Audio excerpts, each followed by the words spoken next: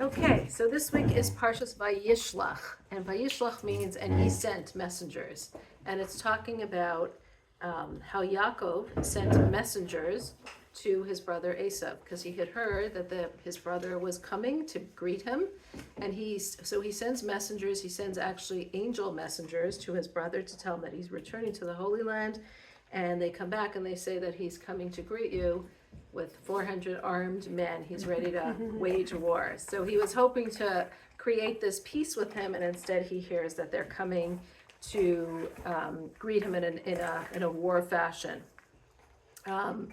So just as an overview of this week's Parsha, when Yaakov hears this, he prepares presents, he prays, and he divides his camp, and he prepares for war. So these are the three different things that he prepares in order to greet his brother. And we're going to go into all these different things. That night, Yaakov takes his family and he crosses over the Yarden with them. And then he remembers that he missed a few little small things, because you remember that he's traveling with his children and with his whole family, and he forgot a few little things. So he goes back over to get those few little things. And it's nighttime, and that's when he encounters the angel of Esau. And he fights with him. He encounters this angelic being, and he's fighting with him. And it says they fight until daybreak, and Yaakov is victorious over him. And of course, it's all happening, but it's all metaphysical as well of what's going to happen to the Jewish people. And the angel of Esau, he dislocates the hip of Yaakov, and that's why we don't eat a part of the animal called the gid hanasheh, which is the kind of the sciatica nerve of the animal. We don't eat that part ever. This is not a part that we eat. And he dislocates his hip. He hurts or harms his lip. So Yaakov is limping, but he is still he's victorious over this angel. And he doesn't let the angel go with him. It's the morning, and the angel wants to return to whatever services he has to do, and Yaakov is holding him back, and he says, I won't let you return until you bless me. Give me a blessing. And the angel of Esau is forced to give him a blessing, and he blesses him, and he says, now your name will be no longer Yaakov, but it will be Yisrael, because Kisarisa im Elokim, because you have fought, you were struggling with God or this godly being and man, and you were victorious. So this is what your new name is, Yisrael. However, Yisrael is still, we call the Jewish people Yisrael, but we still call him Yaakov. We call him Yaakov and Yisrael. In other words, the name, like when we have by Avraham, Avram's name was changed from Avram to Avraham, and Sarah's from Sarai to Sarah. And we never went back to Abram, to Avram. It's always Avraham. It's never Sarai, it's now Sarah. But with Yaakov, it's interchanged, and we're going to talk about that. We sometimes call him Yaakov and sometimes call him Yisrael. The name is interchanged. So Yaakov returns to his family, and then he greets Esau. He divides his family, as we spoke about, and he sends presents in front of him to greet Esau.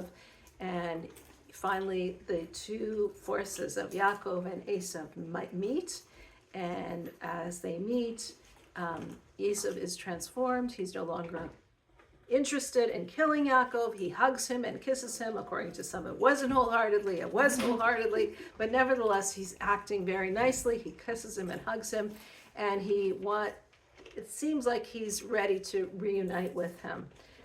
There's, of course, different commentaries that say, like, the men that he went with were scared because they were afraid, because the angels came to see him, and the angels who were the messengers came to see them, and they scared these 400 men. So Esau no longer had these 400 men, and so of course he had to be peaceful to Yaakov. But there's all different commentaries, but nevertheless they are peaceful. And Esau asks him if he wants to travel with him, and Yaakov says, no, I have young people, I have young children, and I have flocks and cattle. You go ahead, and I will eventually catch up and go and come to where you are in Seir, which is where Esau lives. And this never happened. So what he was actually talking about was in the Messianic era. when Yaakov and Esau will actually come together. The forces will come together. But we're going to talk about that. But that never ever happened. And he was talking about, like, I have to take a windier road to get there. But eventually I will get there, and we will eventually reunite. He was hoping that the reunion would take place now, but he realizes it's not. It's going to be through this long exile that we're in, and finally he will reach him. So the actual fighting was between the angel Yes. of Esau, Esau, Not Esau himself. and Yes. then they were Yes. nice to. Yes. Yes. The actual fighting was the angel of Esau. And again, like we say, everything in this world has like an angel or something that, a muzzle, as something that is a spiritual being. Even the blade of grass, the Baal Shem Tov says, is told by that muzzle or the angel of it, grow. So it grows like a spiritual force that tells it to grow, so we all have these forces, but the Jewish people are above any kind of angels. We go directly to God. Our prayers go directly to God. Okay, so this is part of the story with Yaakov and Esau. And after Esau leaves, it says that Yaakov settles in the land of Shechem. He buys a piece of land there. And it is there that he has the very unfortunate event of his daughter being raped by Shechem, who is the prince of this land of Shechem. And the sons, Shimon and Levi, when they see that, they make this whole plan, and they slaughter all the men of Shechem for doing this horrific thing to their sister, and they release her. And Yaakov continues journeying. And towards the end, we also have in this parsha that Rachel, his wife, dies. She gives birth to Binyamin, their last son, the last of the 12 tribes. And as she's giving birth, she dies while she's giving birth to Binyamin. And she is buried in Kever Rachel, which is in Beit Lechem. Beit Lechem, which is on the way. And the reason why she's buried on the way is because she knew that the future exile would be going through that. Exactly. The future exile would be passing her gravesite, and they would want to pray to her, and they would pray to her to ask God to have mercy on them, and only her voice would be heard. But that we're going to talk about at a different time. And then Yaakov travels further, and he finally reaches Hebron. His mother is no longer alive. Unfortunately, she had passed away, but he does see his father, who lives until 180 years old. And then the end of the parsha talks about Esau and all of his children. That's the parsha in a nutshell. So now let's deal with the different parts of the parsha, and we're going to speak about, in general, specific. My washing machine, I'm sorry. We're going to speak about different things that we learned from this parsha. So the first thing that we learn is the name of the parsha. The parsha is called Vayishlach, which means that he sends messengers. So according to the commentaries, these were angel messengers that he sent to Esau, but it's nevertheless messengers that he's sending. Now, what's going on with these messengers that Yaakov is sending? And again, this is like where we see two cosmic forces meeting and colliding. We have Yaakov and we have Esau, and we already know what Esau represents, and we know what Yaakov represents. So Yaakov realized, if you remember a few parshios ago, and Parshas Toldos, we spoke about why did Yitzchak want to give the blessings to Esau and not Yaakov? Oh, because he thought he was able to tame him, right? Or for lack of a better word, he'll calm down. He won't be this hunter. We'll bring him back into the fold. And Right, but he also thought that Esau would use his abilities of hunting and cunning and marketing to go out and this youthfulness and this exuberance. Like Esau was this exuberant in a not in a negative way, but he was hoping to tap into his exuberance and his cunning in marketing and teaching people and bringing the outside world into Torah. And Yaakov, on the other hand, we said was somebody who would study. He was a more studious person, an ish tam, a more perfect, complete, naive kind of person who would be sitting and learning. So Yitzchak, in his mind, thought that's why he was going to give the blessings to Esau, because this person who is this cunning person who goes out into the world could really use his talents to teach the world about the whole mission of the Jewish people, the mission that Abraham had started on, to teach the people about the monotheism of God and keeping, doing things in a proper way, in a moral way. So he was hoping that this would be the Esau. We said, why did Rivka say no? Why did Rivka tell Yaakov to dress up into Esau's clothing? Because she understood that Esau can't be in charge of these things. It has to be a Yaakov who has to be in charge of, because if Esau's the one that's going to be in charge of materiality and in charge of all the blessings, then he's going to abuse it for his own reasons. But Yaakov, somebody who is so moral and is so straight and understands things so properly, will use the blessings that he's been given in a proper, productive way. So at this point, hello. Let me go get you another No, chair. here, I'm gonna sit right here. You sure? Yeah, sure, right here, you here. Oh, you sure? Yeah, pass I me. don't want I don't wanna interrupt, I'm gonna This is great. As long as I'm not in a cab. So at this point, Yaakov is thinking, okay, this was my parents' idea. This is what Yitzchak wanted. He wanted to tap into this exuberance and cunning of Esau. My mother realized, though, that Esau can't be in charge of it. I have to be the one that's in charge of it. I'm the one that is the focused one, the Torah one, the one that's moral. I have to be the one that's in charge of all these blessings. But imagine if we could work hand in hand. Wouldn't that be amazing? Which is what Yitzchak originally thought, was hoping for. Imagine, I have the blessings, but imagine if I can now bring Esau to work with me, to unite with me. Wouldn't that be fantastic? We have then the good of both worlds. We have everything here.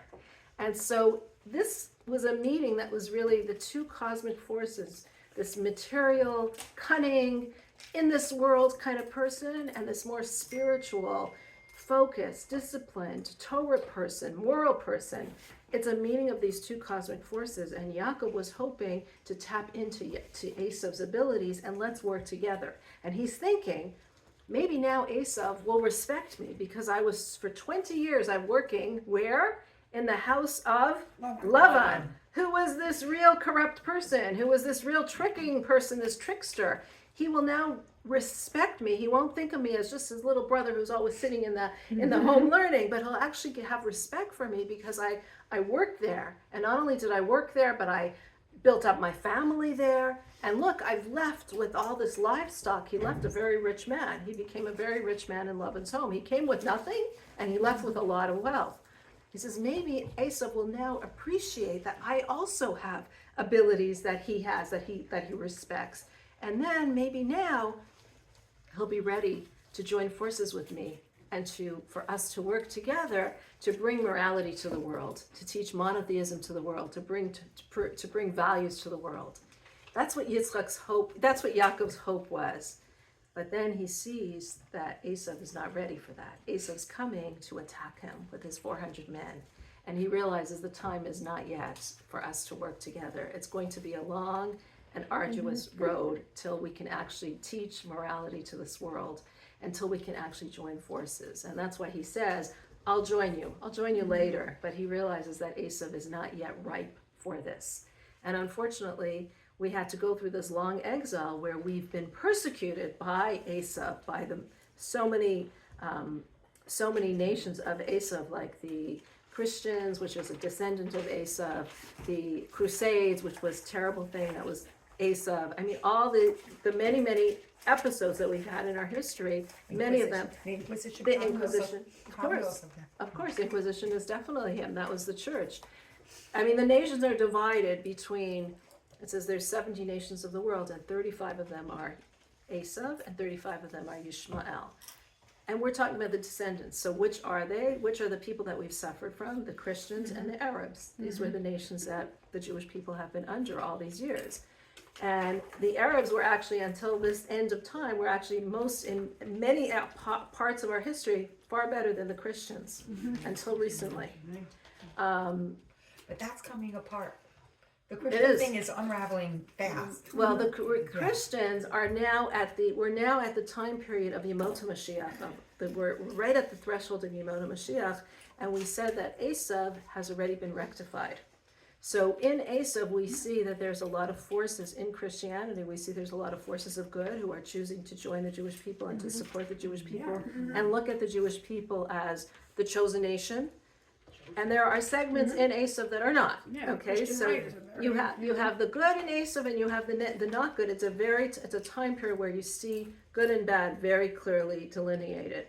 But the whole theology of Christianity, which was that Christianity replaced Torah, is a lot of them do not believe it anymore. It's now that they believe that the Jewish people are the chosen people, and that's why we're returning to the land of Israel. They still believe in their Messiah, but that's just kind of a detail of it, but they see the Jewish people as the chosen nation, not that the Christians replaced the Jewish people as the Jewish people. So this is how we see that Esau has been rectified.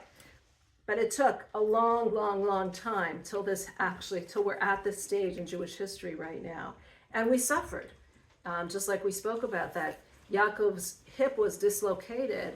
That is a symbol for all the suffering and the persecutions and the killings that the Jewish people have gone throughout history. However, Yaakov remains standing. His hip is dislocated. He's injured. He's hurting. But the Jewish people remain standing. Am Yisrael Chai. The Jewish people are still alive. They have succeeded. They're still there. He won over the officer, the Sar, the angel of Esau, and he's remained standing. So this is what Yaakov is hoping to do in this episode of when he meets Esau. But he quickly realizes that Esau is not ready for this, and this is not going to happen. And that we are going to have to go through a very long trajectory in Jewish history until we get to that point. And that's why the parsha is called Vayishlach. Ask you. Because the word Vayishlach means he sent messengers. And the idea is we need to remember in that long trajectory of Jewish history, which we're forced to go through because Esau was not ready to join forces with Yaakov at the time and to bring the world to what it needed to become, we need to remember that we are Vayishlach, we are messengers. We are messengers of God. We are messengers of light to this world. We are ambassadors of light to this world. And that is our job as the Jewish people. And we can only survive this exile, this long exile and windy exile that we need to go through because Esau was not ready. We need to remember as we're going through this that we are messengers of God. We're here because we have a purpose. We have a mission as the Jewish people. And we are going to get to where we're going to get to. But that's why the parsha is called Vayishlach, this whole idea of messengers. On a personal level, and this is what we're going to talk about as well, the encounter of Esau and Yaakov, how Yaakov meets Esau also gives us on a more personal level, this is on a cosmic level, but on a personal level, we get a lot of tips from his meeting with Esau of how we can encounter darkness or struggle or challenge in our own lives.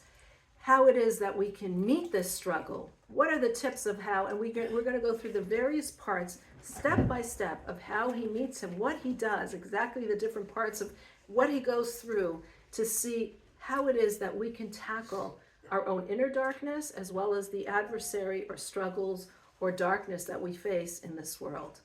And the first thing that we need to know is we are messengers. Vayishlach, we are messengers. We're messengers of something higher, that we have a mission here, we have a purpose here. And when we go with that understanding of this is our mission, this is our purpose, whether it's a personal challenge that we're struggling with, realizing that there's a purpose to the struggle, that we have it for a reason, that we're suffering, not just arbitrary, but there's a purpose and it's leading to something.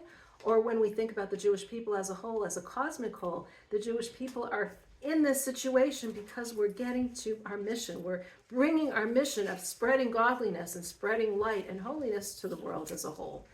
So that's the first part. Now let's go through this step by step of what happens as he sees him. So number one, it says, Vayishlach Yaakov malachim. Yaakov sends messengers to Esau. And according to Rashi, these were actually angelic beings that were at his disposal because he was a very holy person. He sends these angels to meet him. And this teaches us the first step in confronting a challenge in our own life. When it means that he's sending messengers, is he's taking a step away from the situation. He's sending something. He's detaching himself from the situation. When we are confronting a difficulty or a struggle, I think the first step that we need is curiosity, this detachment. Sometimes we're so worked up. You're so angry about something. You're so emotionally attached to something that you can't even think straight. You can't analyze. You can't assess the situation. So the first thing that Yaakov teaches us is send your messengers. Scout out the situation. Send your feelers. Send your curiosity to investigate the situation, to assess the situation without your emotions and without your heated upness, without your passion, that you become so submerged in the situation that you can't even properly assess it. Step number one, take a step back, take a detached outlook on the situation, and send your messengers, send your assessment to see it. Now, what do the messengers say? Number two, they say, Im Lavan Garti. This is what Yaakov says to the messengers to tell his brother Esau. Im Lavan Garti, I have lived with Lavan. I have lived with Lavan for all these years. And look at the things that I've amassed there. This is what his message is. So what are the words Im Lavan Garti? I have lived with Lavan. So there's two messages that he's saying with this. The first thing is the word Garti is also the word, if we rearrange it, Taryag, which means 613. He's saying, I have lived with Lavan and I kept all 613 mitzvot. Now, even though the Torah wasn't given, we know that our forefathers had traditions. They had the wisdom of Torah, they had the traditions, and they kept a lot of the aspects of Torah. So he's saying, I lived with Lavan and I kept all the mitzvot. I kept all Taryag mitzvot. Even when I was in a place like Lavan's, I was still moral. I was still acting with my values. I did not let anything affect me.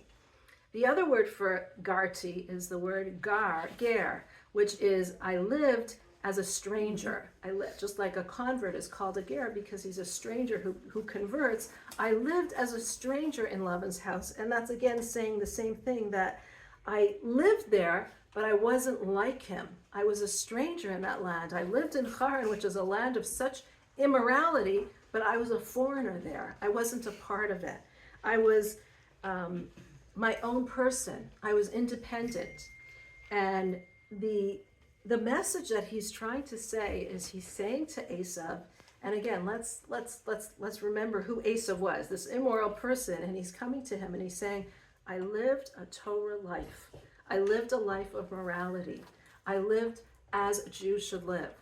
And the message that he's giving us, what we learn from this, is that when we are confronting a darkness, when we're confronting a challenge, when we're confronting anti-Semitism like we are today, we need to be proud of who we are, to come forward and say, I am a Jew. I have done the mitzvot. I'm not embarrassed of who I am. I'm not embarrassed of my kippah. I'm not embarrassed of my tzitzit.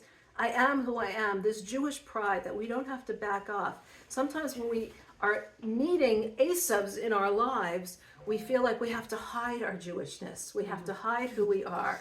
And to the contrary, when we come proud of who we are as a Jew, the others will have that pride in what we're doing. They'll respect us for the pride that we have. I was interviewing this man, Dr. Abrams, who's a professor in university, and he talks about how he has this like long beard. He's a real scientist, but he looks like this real big rabbi. And he talks about how he came to the interview, it was in Boston University, wearing exactly what he was wearing, saying that he could not do the interview on Shabbat because he can't conduct it on Shabbat. And they asked him if he needs any extra food or whatever, because it was a full day interview. And he told them, I only keep kosher. And they actually brought him kosher food and all that. And he says part of the reason why he got the job, which was incredible, is because they saw that he had a pride in his values, in his value system, and he wasn't ashamed to say it.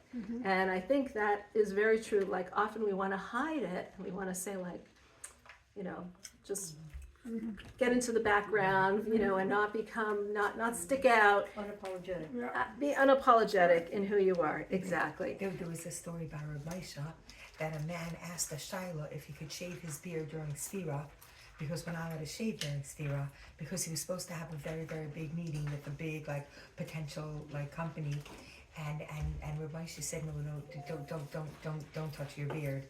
and he couldn't hold himself back, and he shaved his beard off for the meeting. And the people there were goyim, and they said to him, like in the middle of the meeting, they're like, "Woman, we heard that there's like this time period now that you're not supposed to shave, whatever." And they called off the deal because they said that if you're not true to your religion, then you're not going to be like, we don't trust that you'll be faithful to the Wow. Yeah. So that's definitely a very important part. I think we're seeing that as well. I mean, the Rebbe's approach to the land of Israel was for Israel to stand proud. This was what the Rebbe was saying to all the leaders, because all the leaders approached the Rebbe and asked him advice, came to him. He kept screaming at them, like, you have to be proud about the land of Israel being our land. And it's our land, not because we were given it in the Balfour Declaration, but it's our land because God gave us the land of Israel. And he said, and if you say that with pride in who you are, then they're Christians. They're going to believe you. They're going to listen to you. There's one Bible. They believe in that Bible. But you need to feel that pride. And this is our land. And this is who we are as the Jewish people, the eternal nation. And this is something that, we see in this encounter that Yaakov greets Esau. The next thing that he says to him, he says, I lived with Lavan, and I acquired cattle, donkeys, flocks, servants, and I'm coming to you in the spirit of friendship. And it's interesting that he speaks about these specific things, cattle, donkeys, and flock. So when we look at cattle and flock, or sheep, cattle are the ox. They're ox. And ox, what's the difference between ox and sheep? The mother, the adult, and the baby? Well, no, ox and She's a sheep. different Oh, animal. Yeah. Is one strong and one weak? What do you think of when you think of a sheep? Right? Okay, so the ox is strong like an ox. You never heard strong like an ox, right? And the sheep is obviously very docile and very sweet and selfless and friendly, like baby-like, exactly. So he's saying to him with these things that I have acquired ox as well as sheep. He's saying I have both the humility of the sheep, but I also have the strength of the ox. And in fact, the first thing that he says when greeting Esau is the strength. I have cattle, the ox. I have the ox because to Esau appreciates strength. So it's important to have, when we confront a situation, to have the humility to look at the situation and have that humility in approaching the situation. But at the same time, we need to have that strength of character, that ox, that saying that I have the strength. I thought he downgraded though pretty much what he had. I thought he said like, well, yeah, I have some ox, I have some animals, whatever. I thought he didn't want. He said even in singular, yeah. Yeah, right. I don't. Yeah. Well, there's a point in not showing up, but he actually sent them. He sent all these gifts to him, Right. and he sent the gifts. It says like he spaced them out so it should look very big, and he wanted to show him like I have all these things. You don't have to say it. You can sometimes show it, right? And that's a better way of doing things. Is it possible also that he sent the shar, the ox first, because that's what's important to Esau?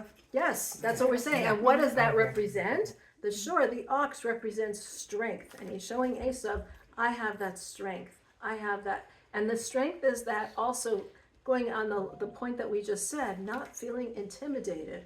I am strong. I'm strong of character. When you're confronting a situation or a struggle, you have to sometimes show the people, of course there's a humility, but you have to have that strength as well. You have to have that, and sometimes the strength has to come first. You have to show that strength of character. I'm not going to be intimidated by people who mock me. I'm not going to be intimidated by people who scoff against what I do. I have that strength of character to be who I am and not be intimidated by anyone else. And that's what he's showing by that, by saying the ox as before the sheep.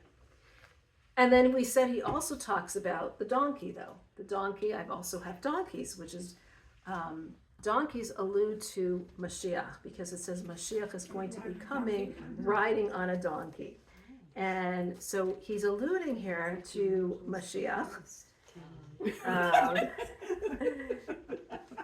missed that. What was that? What was that? If you got your, yes, got Shemin into the shar So what is he saying by this donkey? So as we spoke about before, we said that he was hoping that this cosmic encounter would lead to them greeting Mashiach, but he realized that it's not going to be leading to Mashiach. We're not joining forces, and Yaakov and Esau joining forces, we would have brought Mashiach to the world.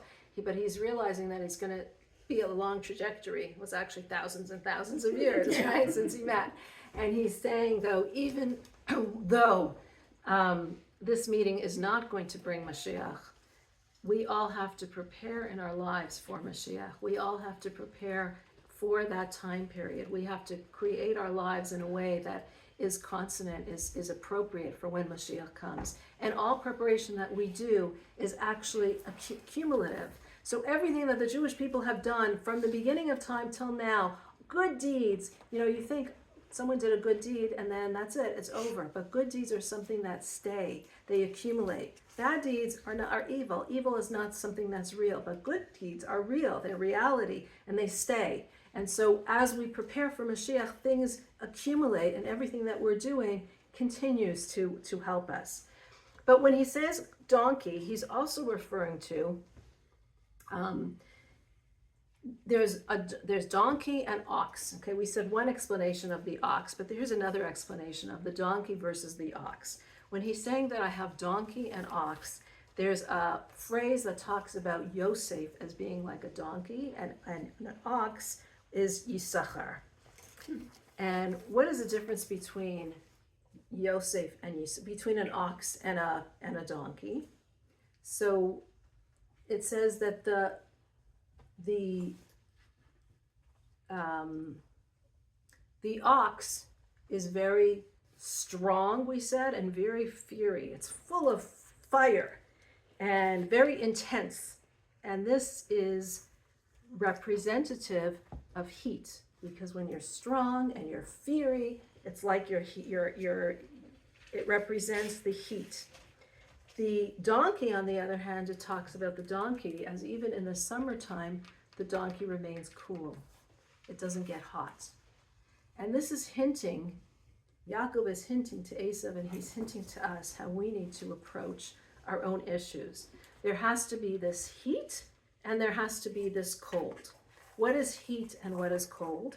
There has to be this passion for good things, for positive things, and there has to be this coldness, this apathy for negativity. So very often a person we're drawn to, and we're very fiery about the things that we shouldn't be so fiery about, things that we shouldn't be so excited about, we get very excited about. And when it comes to spirituality, we might have this apathy, this coldness, this lack of interest. And Yaakov is saying, no, we have to have this intense attraction and passion for good things, for fiery things, for Judaism, for things that are morality, and this coldness and this apathy for things that are antithesis to morality. And put these two together, when you have this fire for positivity and coldness for negativity, that's when you can succeed. And that was what he's trying to tell Esau as well. I've heard the fire and ice analogy before with Rabbi Jacobson, Yes. who talks about that in terms of relationships with men and women. It's 2 weeks fire, 2 weeks ice. Right. And that's how he explains this is how relationships go, and we're saying it, and it's the exact same thing. Right. It has to be one way to feel your emotions, and then you have to take a step back and just be realistic and non-emotional. Right. Interesting. I would say though that it's a time to work on other aspects of your relationship. Yeah. So it's not like you're ice 2 weeks. So hey, we're ice to each other. We don't know each other like that. But the physical part, the physical intimacy part, that part is right now it's on a break. We're And it ice should on not that. be fire, right? It should even not be. Right, Right, but right. we're taking a break from that, and we're developing other parts of our relationship, like the emotional side of our relationship. And also the Torah later on tells us, Lo sacharosh shar v'chamor yachtov, yachdav, then you shouldn't plow the ox and the donkey together. Right. That we're not supposed to do kalayim. It's kalayim. Right. And so it's so interesting. I heard this over from the pasuk that we have in the Mishnah is lo alecha hamlacha ligmar. It's not You know up to the you. song? Yeah, you know the song. So it's not our responsibility. Like we have to be like the ox. That we are you gonna end off saying that we should be more like the ox or more like the donkey? No, we have to combine the two. Come on. Yeah. Oh, so it's interesting because the ox does not necessarily see the fruits of his labor. It's going to be the donkey that's going to bring the produce to the to the market.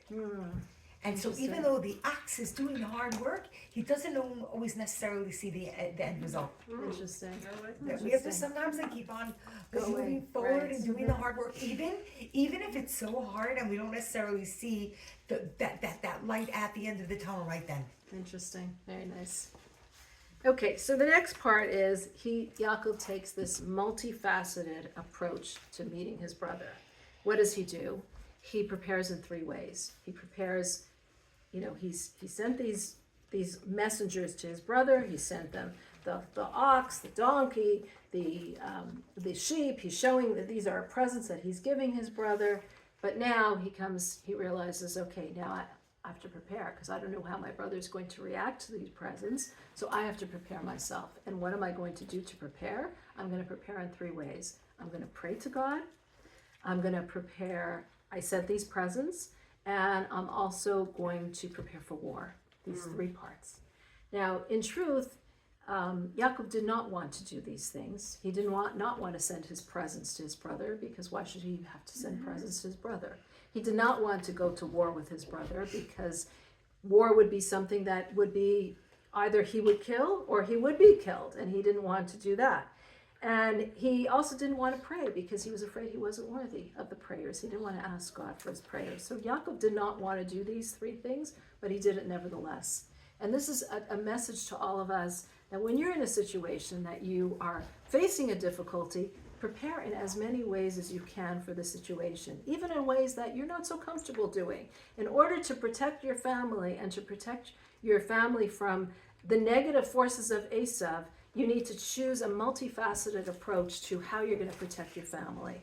Prayer, battling the negativity, the evil that's around you, presents to the person who, bribes or whatever is needed to protect your family or your children. You're smiling.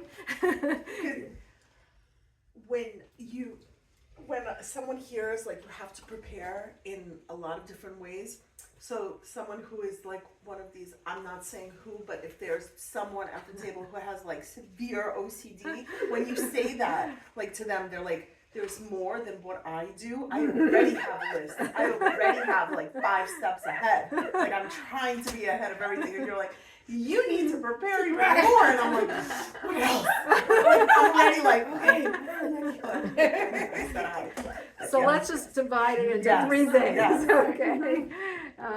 So for example, you see a child of yours struggling with some negative things. This is a very practical example because we all go through the teenage years. Right? So you're seeing a child struggle. So first of all, deal with these 3 things. Prayer always helps. Prayer is always something else. And don't say, oh, it's just prayer. No, prayer helps. Prayer really helps. Prepare for war, meaning fight the negativity. If your child is involved with negative activities, you need to fight it. But also bribe, bring in the good. Give them some other things that they should be doing with. Bring in the goodness. So you're preparing on all fronts. You're dealing with it on all fronts. I know there was a friend of mine, her daughter, when she was in high school, was really struggling with a lot of things. And she actually had a child from an older grade who she knew was a great influence. She said, I'm going to pay you to meet with my child. And I'm going to pay you just to take her out, because she knew, just take her out to something good, because this way she would be bringing her to positive activities rather than going with the friends that were bringing her to negative activities. So all of these things are ways that we, in our own situation, when we're dealing with a situation, bribery is sometimes needed, fighting it is sometimes needed in whatever way you're looking at it, as well as prayer. But these are ways of handling a situation that you're trying to help yourself or your child with. Right? Just 3 things. Yeah, I know, but I always have like, you know, just in case, like a sword and a shield, like I'm ready. It doesn't matter, like you just don't see them. But Right. I have them on me at all times, just in case. Wow. Okay, so when he talks about prayer, he calls out to God and he says, Elokei Avi, the God of my father, the God of Abraham, the God of Yitzchak, and he's asking God for help. And I think this is an important thing, that when we are praying, like sometimes we feel we're not worthy, but we all have Elokei Abraham, Elokei Yitzchak. We're all the children of Abraham, Yitzchak, and Yaakov. We all have this, what was called Zechut Avot, which is the merit of our forefathers. We all have the merit of the great people before us, that we can ask God in their behalf to help us with it. We all have that in with God. You know, if it's almost like, not that we need an in, we all have an in. But even when you think you're not meritorious, that you don't have the merit, we all have that merit, because we are all the children of Avraham, Yitzchak, and Yaakov. We are the children of God. And so this is what we are, when we are praying, this is what we should have in mind. And then he says, Katainti mikol hachasadim. I feel small, God, from all the kindness that you've extended to me. This is Yaakov saying, I feel unworthy. I feel so small from all the kindness that you've given to me. And we know that Yaakov was a very righteous person. He didn't do anything wrong. We're talking about this person who was so righteous in everything that he did. And yet when he approaches God, he says, I feel so small. I feel so unworthy in your presence. And that's how we need to pray. Even when we are worthy, we don't want God to give us based on our worthiness. Because if God is going to answer us based on our worthiness, is limited. Whereas if God answers us just based on the fact that he wants to give to us, not based on, okay, you did this, this is what you deserve. We ask God to give us not based on how much we've done, but just based on God's kindness for us. That humility that we're saying, I'm not asking because of what I've done. I'm still simply asking of you to do this for me, to help me in this situation. Not that doesn't mean that you shouldn't do the things that you're supposed to be doing, but just to say, just God, please, can you help me? This is what we're saying. Okay, so that's the next thing that he says. Now, interestingly, we see that Yaakov, the next step that we see is that Yaakov goes back, after he does his prayer, we said that's when he goes back to the other side of the Yarden to pick up the few small things that he left, some small jugs that he left behind. And the question is, why is Yaakov going back to get these small jugs? Like, what is his attachment with these jugs, these small things that he left behind? And the answer is that it's the small things that count in life. It's not the big things, but it's the small things. I mean, the big things are obviously important, but even in the small things, we can have a tremendous impact. He's going back to collect these small things because wherever we are, whatever situation we're in, we have a connection to people around us and things around us and circumstances around us. And the fact that we are living in a certain city, and the fact that we have a certain job, and the fact that we have a house or on a certain block, all these things are not just arbitrary, but we've been put here for a reason. And a righteous person looks at even the jugs that he's been involved with as something that he has a connection with, that he is able to use these things for a positive way. All the more so when you are involved with people, the people around you, the circumstances that you find yourself in, the place that you find yourself in, the house that you find yourself in. You have an attachment to all these things and you have a connection. Your soul has a connection to each of these things and you were there for a reason. So you're not arbitrarily here in New City just because you happen to be here in New City. You're connected to New City because your purpose and mission is here in New City. And you're living in the block that you live on because you have a connection to the people around you. And you have a purpose and a mission to do there. And the job that you're involved with, that you're going to work with every day, and the people that you see at your work is not just, oh, it happens to be arbitrary. Everything is here for a specific reason, and your soul and your mission in this world is connected to everything that you're involved with. And that's why Yaakov actually goes back for these little jugs, because he feels a connection even to those small things. He feels like, I have a purpose in elevating it and using the small things that I have in this world, using it for a positive reason. Make sense? Mm-hmm. Yes. What do you use the jugs for? So what could you use the jugs for? Well, the oil was Yeah. there was an oil. Yeah, Like one of the oil, that was the oil that was hidden that they found at Hanukkah. Right. But, you know, it just means really that we need to use everything that's in our possessions and in our power, the possessions that we have, the material wealth that we've been given, the benefits of all the things that we've been given has to be used, not just because, oh, I've been given it, but now we have to use it in a positive way. We need to Sounds like feel... very immigrant mentality. Like, let us repurpose everything. Everything. Yeah. Right. It's in nature. It's like some people throw things away and some people don't. Right. Well, it's interesting because the Baal Shem Tov says, he says that the reason, there's a pasuk in Tehillim that says, Re'evim gam tzmeim, nafsham bahem tis'ata. They are thirsty and they are hungry. Their soul longs within them. And he says, he turns this whole pasuk around and he says, the reason why they are hungry and thirsty is because their soul is seeking an attachment with that thing. So the soul is seeking to use the food and elevate the food for mitzvot. The soul is seeking to have a home where she can invite people in and bring in people in her home.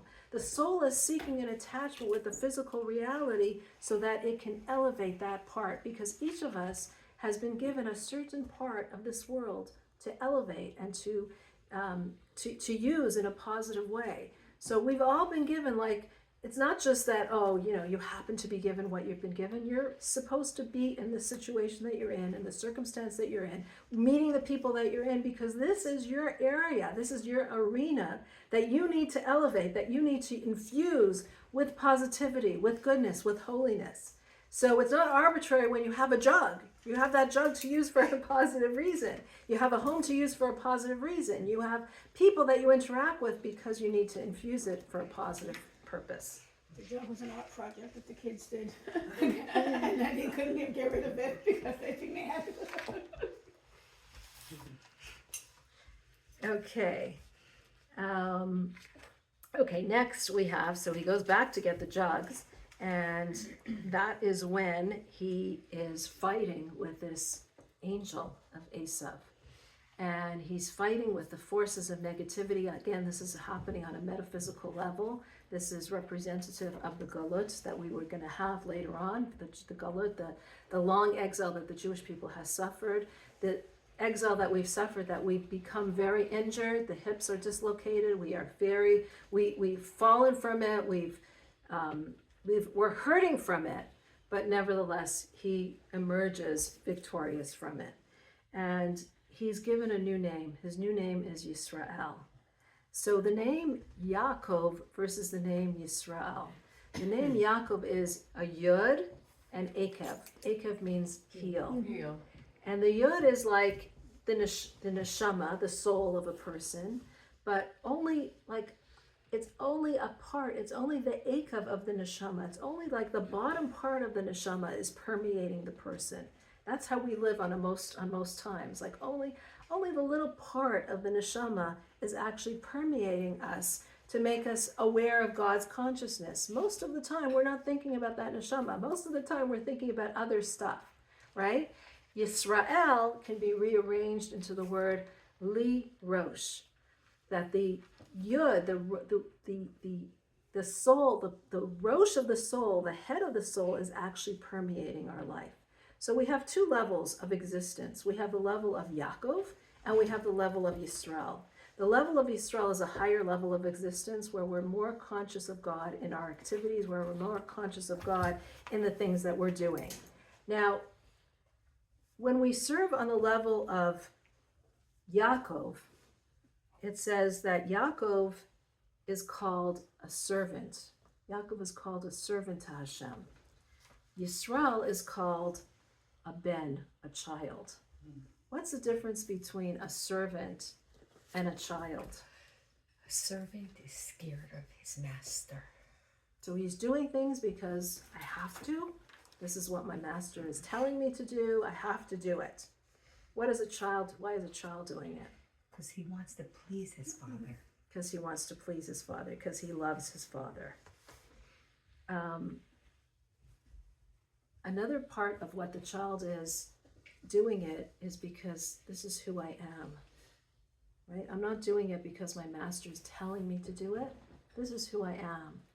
I'm connected to my father no matter what, whether I'm acting that way or not acting like that.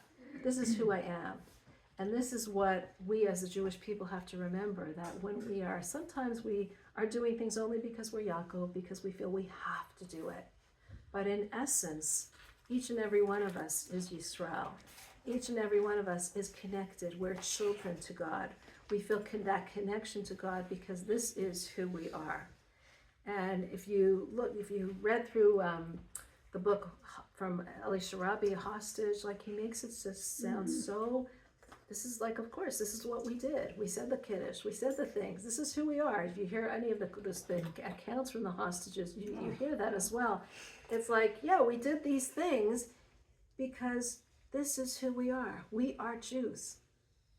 And it cemented in them, it emphasized in them just how much we are Jews. So of course this is who we are. It reignited in them the fact that we are Jewish.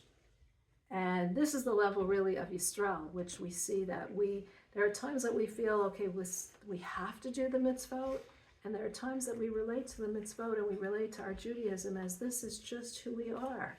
So of course we're connected to God. Of course we're Jewish, because this is who we are. This is our identity. And the last part is the angel says to him, you fought with God, with this angelic force, and with people, and you've been victorious. And this is teaching us that there's angelic forces, there's godly forces, and then there's people.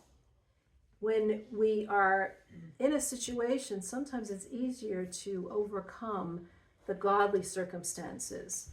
This is what happened to me, unfortunately, this is what happened to me. But it's sometimes harder to overcome the people that make fun of you, or the people that do you wrong, or the people that betray you.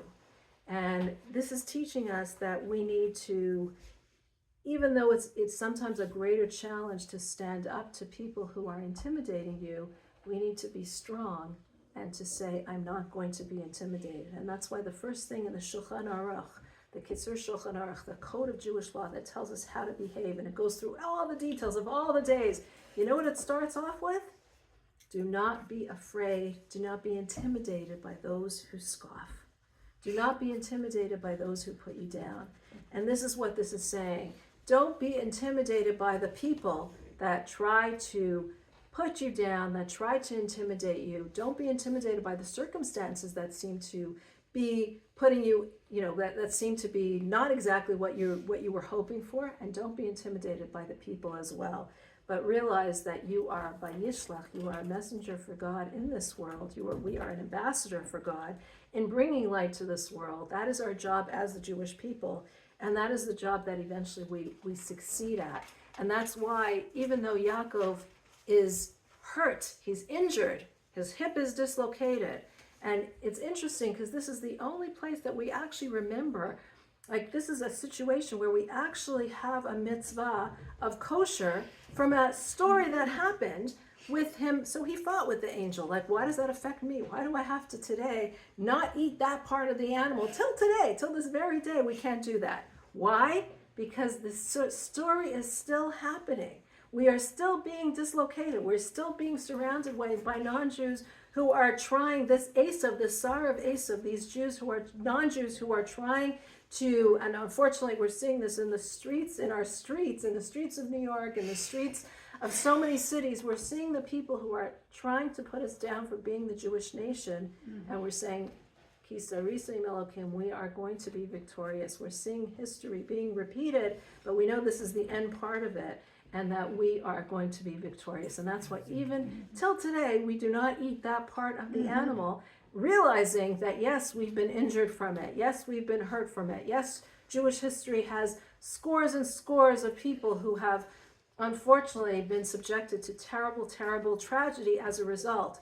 But we are still Am Yisrael Chai. The Jewish people are still here. We are alive, and we're coming to that place where Yaakov was so hoping we would have achieved so many years ago, so many millennia ago, where he was meeting with Esau, and he was hoping to get to the final redemption. But now we are there. We're at that precipice. We're right there, ready to greet Mashiach.